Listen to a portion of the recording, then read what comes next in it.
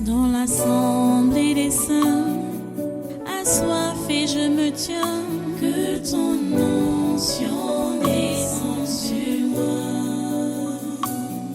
Conscient que mon destin est dans le creux de ta main, que ton onction descende sur moi. Je suis disposé, assoiffé, que ton onction descende sur moi. Je suis disposé, assoiffé, que ton onction descende sur moi.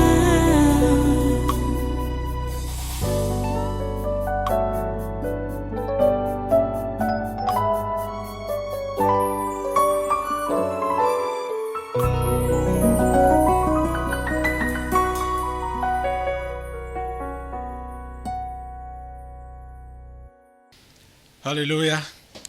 Voilà, tu restes debout. Nous allons prendre notre Bible. Je crois qu'aujourd'hui est dimanche. Nous allons finir de parler de ce chapitre 6 de l'Évangile de Jean, en espérant que vous avez compris la leçon. Donc on repart dans Jean chapitre 6. Inutile qu'on puisse réévoquer tout ce qu'on a déjà dit, même si cela peut revenir pendant les commentaires. Nous allons partir directement maintenant au verset 60 de ce chapitre 6 de l'Évangile de Jean. On va lire là-bas jusqu'à la fin. On va aller jusqu'à la fin. Jean chapitre 6 à partir du verset 60. Qui nous dit donc que peut-être il faut que je prends à partir de ces dernières paroles qui ont conduit à ce que nous allons lire maintenant là. Jésus a dit au verset 58 et 59, c'est ici le pain qui est descendu du ciel, parlant de lui-même, que c'est ici le pain qui est descendu du ciel. Il n'en est pas comme de vos pères qui ont mangé de la manne et qui sont morts. Celui qui mange ce pain vivra éternellement. Jésus dit ces choses dans la synagogue, enseignant à Capernaum. Verset 60 alors. Plusieurs de ses disciples, après l'avoir entendu dire, cette parole est dure, qui peut l'écouter? Jésus, sachant en lui-même que ses disciples murmuraient à ce sujet, leur dit, cela vous scandalise-t-il? Et si vous voyez le Fils de l'homme monter où il était auparavant? Verset 63. C'est l'esprit qui vivifie. La chair ne sert de rien. Les paroles que je vous ai dites sont esprit et vie. Mais il en est parmi vous quelques-uns qui ne croient point. Car Jésus savait dès le commencement qui étaient ceux qui ne croyaient point et qui était celui qui le livrerait. Et il ajouta, c'est pourquoi je vous ai dit que nul ne peut venir à moi si cela ne lui a été donné par le Père. Dès ce moment, plusieurs de ses disciples se retirèrent et ils n'allaient plus avec lui. Jésus donc dit aux 12, et vous, ne voulez-vous pas aussi vous en aller? Ça c'est le verset 67. 68. Simon-Pierre lui répondit, Seigneur, à qui irions-nous? Tu as les paroles de la vie éternelle. Et nous avons cru et nous avons connu que tu es le Christ, le Saint de Dieu. Jésus leur répondit, n'est-ce pas moi qui vous ai choisi, vous les 12, et l'un de vous est un démon? Il parlait de Judas Iscariote, fils de Simon, car c'était lui qui devait le livrer. Lui, l'un des 12. Prions le Seigneur. Dieu Tout Saint, nous bénissons ton grand nom pour ta parole que tu nous donnes encore à ce jour. Et nous te prions de nous ouvrir l'esprit pour que nous puissions la comprendre. Et surtout nous donner la grâce de pouvoir la pratiquer au quotidien. Pour avoir la vie en elle. Parce que, comme tu l'as dit, La chair ne sert de rien. Les paroles que tu as dites, que tu as enseignées sont esprit et vie. Donne-nous la vie par ta parole, Seigneur. Donne-nous la vie par ta parole, Seigneur. Donne-nous la vie par ta parole, Seigneur. C'est notre prière en ce jour. C'est notre prière en cet instant. Au nom de Jésus de Nazareth, nous avons prié. Amen. Amen. Prenez place dans cette sainte présence. Et une fois de plus, soyez les bienvenus au Tabernacle de la Liberté. Soyez les bienvenus au conquête du surnaturel de ce jour. Nous bénissons Dieu pour tout ce qu'il fait. Jésus est le pain de vie. Jésus est le pain de Dieu. Le pain vivant. Le pain descendu du ciel. Et il nous encourage à manger ce pain-là. C'est-à-dire sa parole. Ça veut dire ses instructions, ses recommandations, ses enseignements. C'est ça que nous devons manger pour avoir la vie en lui. La parole de Dieu n'est pas souvent acceptée, facilement acceptée par les gens. Et ceux qui ne sont pas de Dieu, ils influencent facilement les enfants de Dieu. Parce que ceux qui ne sont pas de Dieu, puisque leurs oreilles bouchées, leurs yeux fermés, et quand la parole de Dieu peut sortir de cette façon, ils vont commencer à la décrier, à raconter des choses et à prendre des décisions qui vont affecter forcément les simples qui sont là aussi pour écouter et qui ont envie d'être sauvés. Ce n'est pas évident. C'est pourquoi quand tu viens à l'église ou quand tu écoutes la parole de Dieu, tu dois être accroché sur les lèvres de Dieu et non sur les réactions que tu peux voir autour de toi. Reste accroché sur les lèvres de Dieu, c'est-à-dire reste accroché sur son enseignement et non sur les mouvements que tu vas voir autour de toi. Parce que ces mouvements-là pourraient venir, même des gens que tu as trouvés là, sur place. Tu ne sais pas qui ils sont ou qui ils étaient quand tu les as trouvés là. Tu ne sais pas quelle était leur mission ou quelle est leur mission.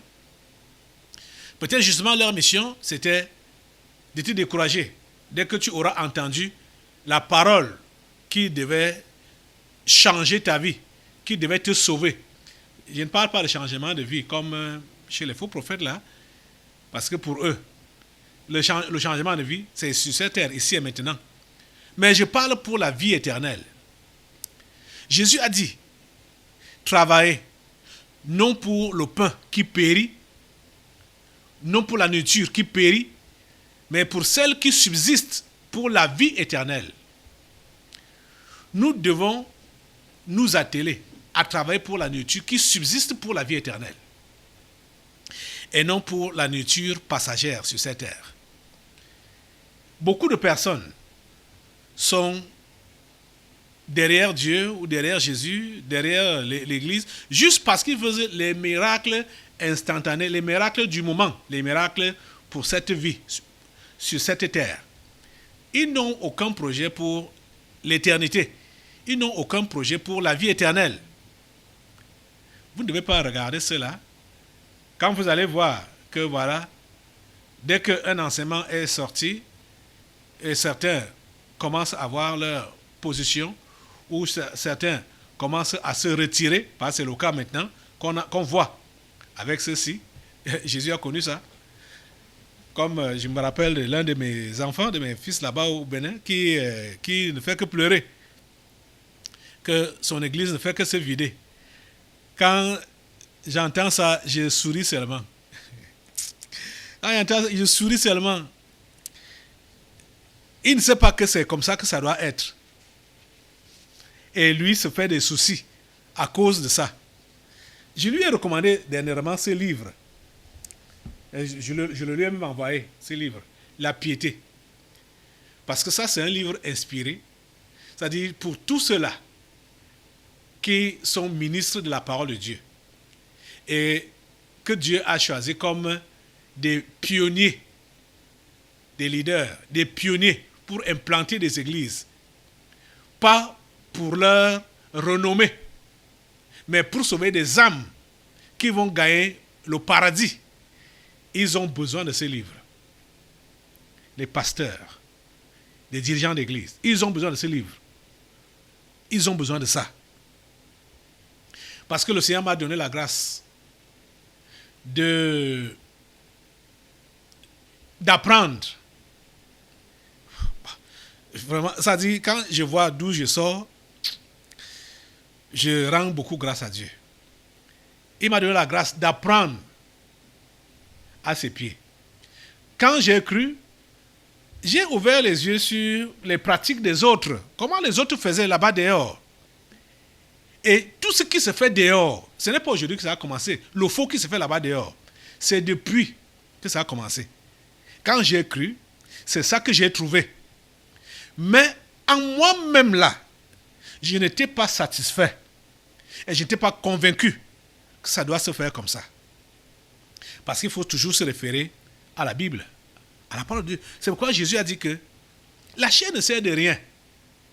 Les paroles que je vous ai dites sont esprit et vie. C'est cette parole, la parole de Dieu, qui est esprit et vie. Et c'est elle que tu dois consulter. C'est elle que tu dois consommer. Tu n'as pas besoin de regarder l'embonpoint de quelqu'un pour confirmer que oui, celui-là vit bien, Dieu est avec lui. Non. Ce n'est pas l'embonpoint physique qui confirme que quelqu'un vit bien, que quelqu'un est avec Dieu, que quelqu'un est l'ami de Dieu. Ce n'est pas ce qui est physique là. La parole, c'est elle qui est esprit et vie. C'est elle qui fait vivre. Je lui ai recommandé ce livre. Ce jeune pasteur, Isaac Chabi, qui se plaint toujours que son église ne fait que se vider. Quand ça prend, les gens commencent à venir, après un temps, il y aura un coup, brum, ça se vide, il ne comprend rien. Il dit, va lire ce livre. Lis ce livre. Je lui ai recommandé, il y a, particulièrement, l'endroit qui est similaire à ce que nous venons de lire là. Que quand Jésus a enseigné, les gens ont vu. Voilà ça.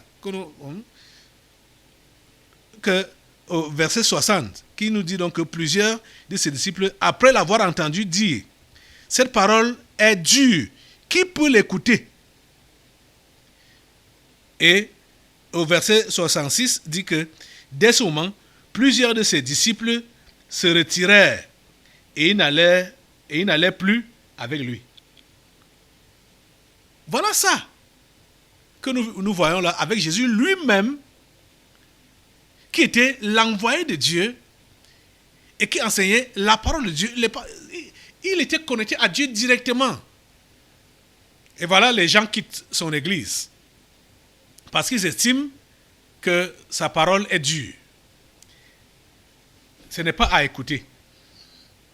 Vous savez que c'est ça qu'on dit du tabernacle de la liberté, des enseignements qui sortent d'ici, que ça, ce sont des enseignements durs. Qui peut écouter ça? Qui va mettre ça en pratique? C'est dur, c'est dur. Ils disent que c'est l'évangile de Caleb Guatemala là-bas. C'est dur. C'est dur à écouter, c'est dur à pratiquer. Les gens sont partis. Et regardez Jésus. Jésus n'a pas envoyé Pierre, ni Jean, ni l'un quelconque de ses disciples d'aller faire le suivi chez ces gens-là qui sont partis de l'église. Il ne les a pas envoyés. Il ne les a pas envoyés. Comme je dis que le Seigneur a eu pitié de moi. Parce que, ayant évolué, ayant autour de moi des gens de cette catégorie-là, du moins ceux-là qui faisaient le ministère, pas parce qu'ils sont appelés à cela, mais parce qu'ils voulaient se faire un nom. Copier leur façon de parler croissance de l'Église, que l'Église doit grandir, les âmes doivent... ce n'est pas que les âmes sont sauvées. Pour eux, les gens doivent venir à l'Église. Les gens doivent venir à l'église, comme ça les offrandes vont augmenter, les dîmes vont augmenter, machin, tout ça. Vous voyez que des visées foncièrement égoïstes. Oh, des visées qui ne sont pas de Dieu. Mais Dieu m'a fait comprendre que je ne devais pas regarder ça. Très vite. Oui, il est vrai que moi-même, au départ, j'étais un peu frustré comme ce pasteur dont je parle.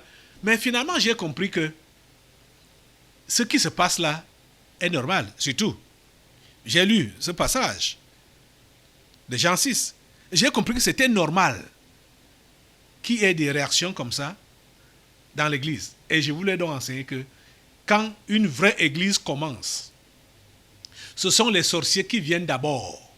Ils sont les premiers à venir, à entourer le pasteur avec des cadeaux, avec des attentions, avec on l'encadre, et c'est pour l'avaler de façon à lui imposer une ligne de conduite.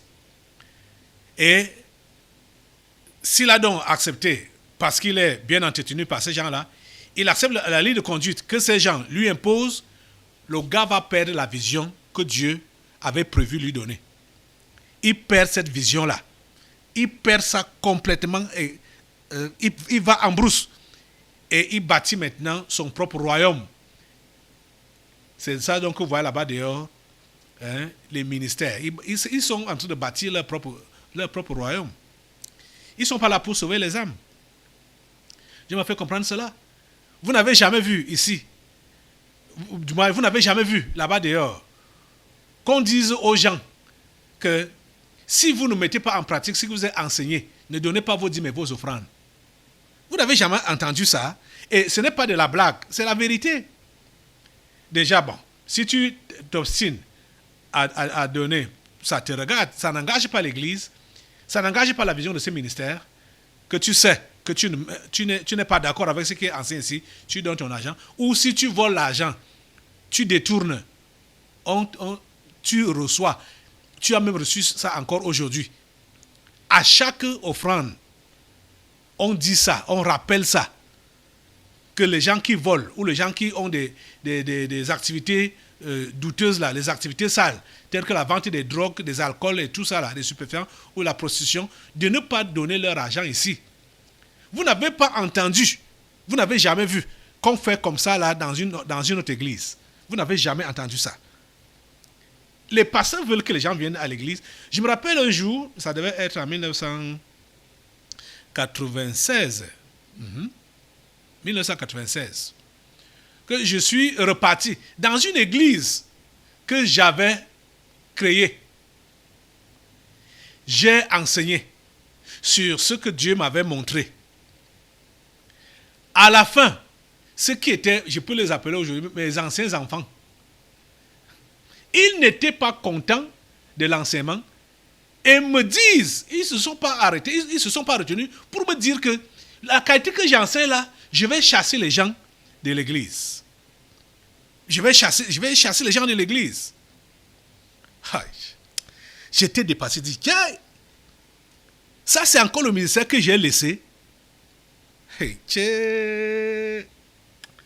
Seigneur, ta grâce.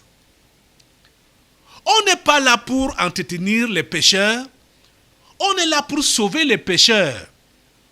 On n'est pas là pour entretenir les pécheurs dans leur péché. On est là pour les sauver. Et on ne manque pas de leur dire ici clairement que, bon, comme on a vu on voit avec ces gens à l'époque de Jésus, bon, si tu n'es pas d'accord, tu pars. On ne va pas te chercher.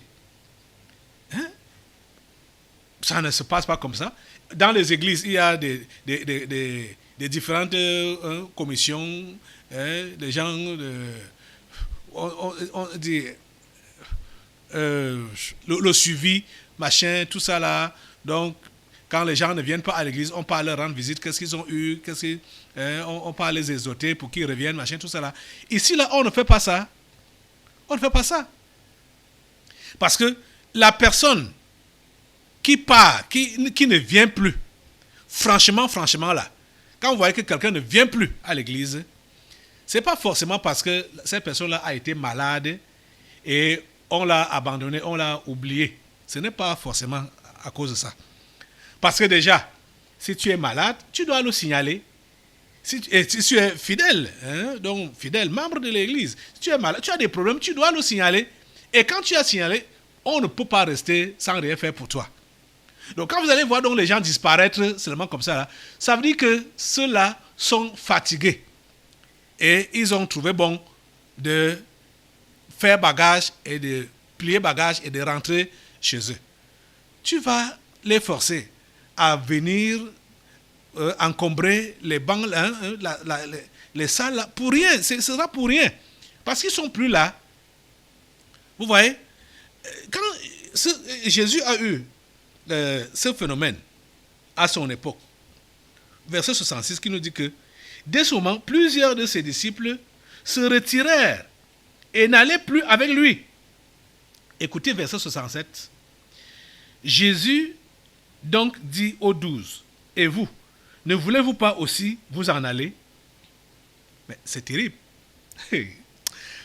Voilà quelqu'un qu'on doit imiter, Jésus.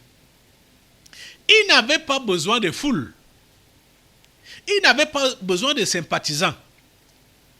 Il voulait des âmes qui sont désireuses d'avoir leur salut. Et la question qu'il pose ici, là, c'est pour savoir qui est réellement partant et qui est là pour juste la forme. Que vous autres, les 12 là, vous ne voulez pas partir. Remarquez que tous sont partis. Hein? Et vous alors, partez aussi. Suivez le reste. Vous voyez ça? On n'est pas là pour supplier les gens de rester à l'église.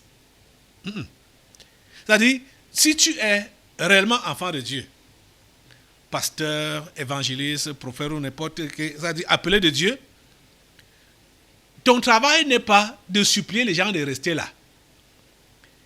Quand tu vas le faire, ils seront là pour toi. Et ils seront là non seulement pour te gâter, mais ils seront là également pour affecter le reste. Parce qu'ils seront là de corps, mais pas d'esprit.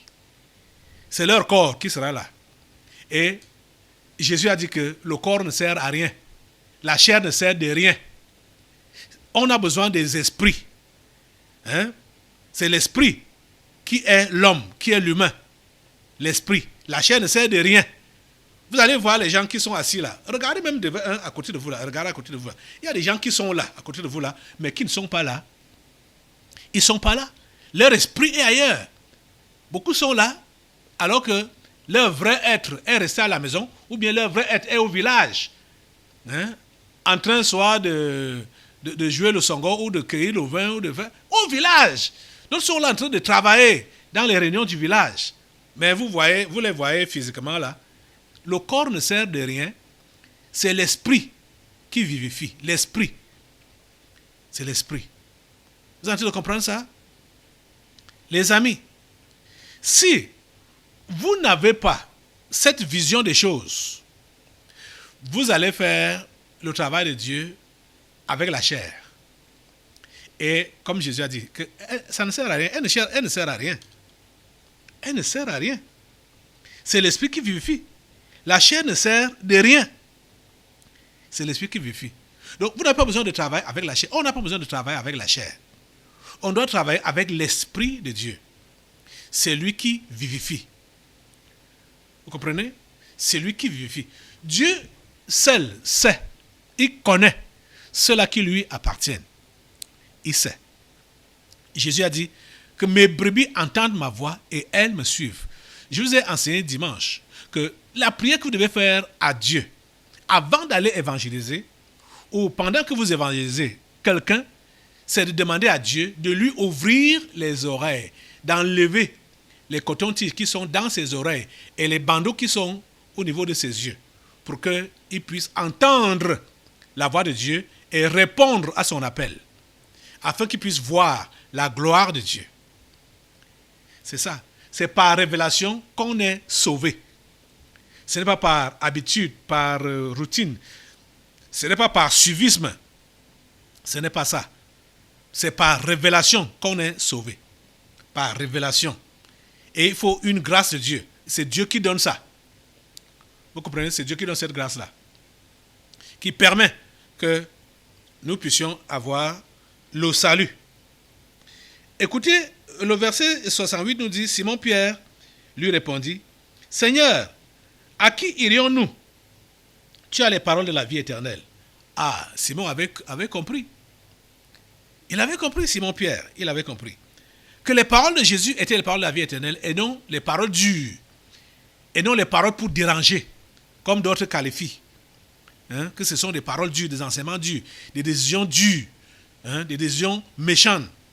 Simon a compris que c'était les paroles de la vie éternelle que Jésus leur donnait et qu'il n'avait pas d'autre recours. Il n'avait pas d'autre recours. Mais vous allez voir aujourd'hui que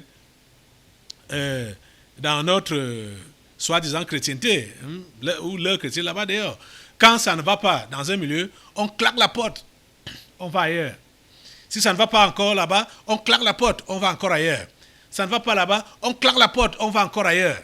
Vous allez voir les gens qui parcourent comme ça, d'église en église. On claque la porte à tout bout de champ. Jésus leur a demandé, pourquoi vous ne partez pas? Suivez les autres. Et Simon-Pierre a dit, nous n'avons personne d'autre à suivre. Quand tu sais que tu as cru en Jésus, par révélation là, tu sais que tu n'as personne d'autre à suivre. Même si ce que tu vis, les autres qualifient, même ce qui t'est enseigné, les autres qualifient ça de dur. Toi, tu sais que c'est des paroles de la vie éternelle. Tu es accroché à cela. J'ai souvent été surpris de voir certaines personnes qui ont prétendu avoir découvert cette église ou cette fréquence et apprécier les enseignements et tout ça là. Mais après un temps, vraiment on n'a jamais vu comme ça là. Mais après un temps, quelques mois, quelques années, on voit que ces gens-là ne sont plus assidus. Mais c'était quoi? C'est la blague? Vous comprenez que ceux-là, c'était juste l'émotion qui les avait animés. Ce n'est pas par révélation qu'ils ont dit ces choses. Ce n'est pas par révélation. Quand tu as eu la révélation, tu ne peux pas changer de décision. Toi qui es là maintenant, là, je veux te poser la question. As-tu réellement la révélation de ce qui t'est enseigné ici? As-tu réellement la révélation de qui est Jésus qu'on t'enseigne ici, là? As-tu réellement eu sa révélation? Ou au point où tu es maintenant convaincu qu'il n'y a plus rien de bon ailleurs, as-tu déjà réellement eu cette révélation-là? Cela manque à plusieurs. Cela manque à plusieurs. Je crois que c'est dimanche, on va, comme j'ai dit qu'on va clôturer avec ce chapitre 6 de Jean, avant de prendre le séminaire jeudi prochain. Mais c'est sérieux. Je vais revenir sur ça. C'est vraiment sérieux. Et il te faut la révélation de qui est Jésus. Tu ne vas pas juste être un suiveur comme ça. Et tu ne dois pas être influencé par des visiteurs ou des mercenaires ou des anges déchus. Tu ne dois pas être influencé par eux, par leurs décisions, par leurs faux commentaires. Tu ne dois pas être influencé par ces gens-là. Tu comprends, non? Tu dois avoir la révélation de qui est Jésus. Et ta décision doit être ferme de le suivre, de demeurer à lui. Quand tu dis que j'ai reçu la vie par toi et de toi, ça doit être authentique et vrai. Et quand tu dis qu'il n'y a rien d'autre ailleurs, ça doit être vrai, authentique. Tu as compris ça? Oh Seigneur, donne ta révélation. Donne ta révélation. Je vous dis que si vous évangélisez avec la vraie vision des choses, vous n'aurez pas les adeptes ou les adhérents ou juste des sympathisants, vous aurez des vraies conversions. Parce que les cotons-tiges seront déjà enlevés de leurs oreilles, les bandes qui ferment leurs yeux seront déjà enlevées et ils verront clairement la gloire de Dieu Ils entendront clairement la voix de Dieu et ils vont répondre, Seigneur, me voici. Même si ils ont des mouvements autour d'eux qui disent que ça c'est dur, ça c'était ça, on n'a pas encore vu ça, c'est unique ici là. Ils vont dire, Seigneur, nous n'avons personne d'autre chez qui aller. Parce que c'est par révélation que tu t'es montré à nous. Seigneur, aide tes enfants à te découvrir. Donne-leur la révélation au nom de Jésus. Tu vas te lever, nous allons prier le Seigneur. Demande-lui la grâce vraiment de t'ouvrir les yeux, de t'ouvrir les oreilles, pour que tu puisses comprendre son enseignement et que tu ne sois pas influencé par les commentaires des anges déchus, des sorciers, des mercenaires. Tu ne dois pas être influencé par ces commentaires-là. Tu dois être accroché à ce que tu as entendu, que tu sais que ça vient du ciel. Le pain de vie, le pain de Dieu, le pain vivant, c'est celui que tu dois consommer pour avoir la vie. Merci Seigneur, parce que tu te suscites un peuple qui proclame ton nom, qui confesse ton nom et qui tienne ferme. À toi la gloire, l'honneur et la puissance. Au nom de Jésus, nous avons prié. Amen. Assois-toi. Nous allons maintenant passer aux délivrances prophétiques.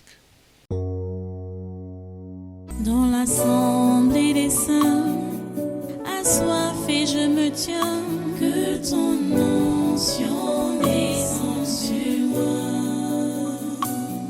Conscient que mon destin est dans le creux de ta main, que ton onction descende sur moi. Je suis